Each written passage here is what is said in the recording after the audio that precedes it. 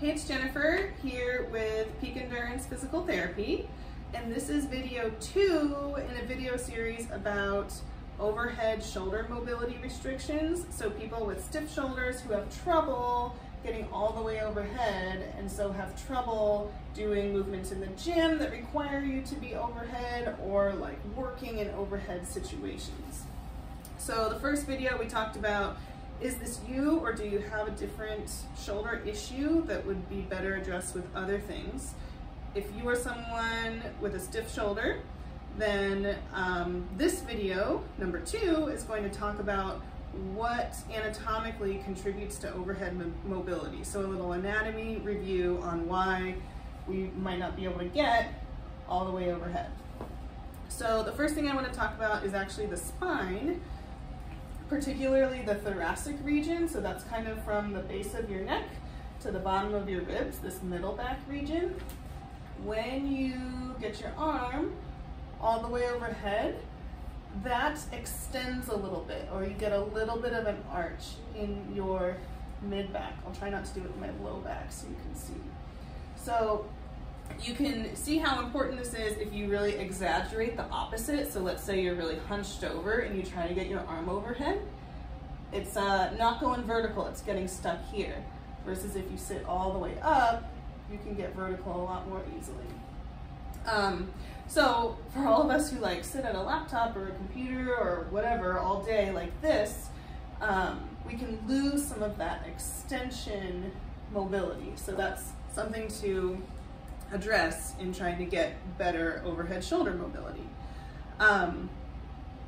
The second thing I want to talk about is more of a soft tissue thing, so like muscle issue.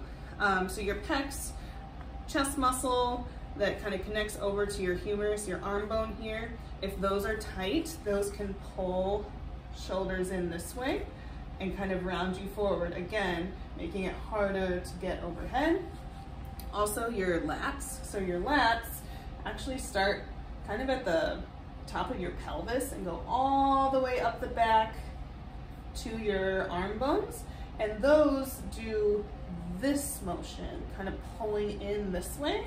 So if that's tight, again, you're going to be kind of rounded forward this way and have trouble getting that vertical arm for a really solid overhead position. The last thing I want to talk about is the shoulder joint itself. So I'm a PT, not an artist. I'm really sorry.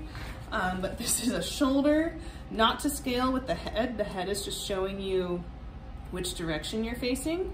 So just to orient you, we've got shoulder blade or scapula, and then humerus, so your arm bone there.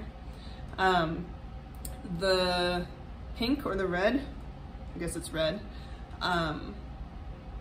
those are your rotator cuff muscles. So you've got one kind of at the top of your scapula, one spanning the bottom of your scapula, another one next to it, a little more on the outside, and then one that actually lives kind of on the undersurface of your shoulder blade, so like your ribs would be over here.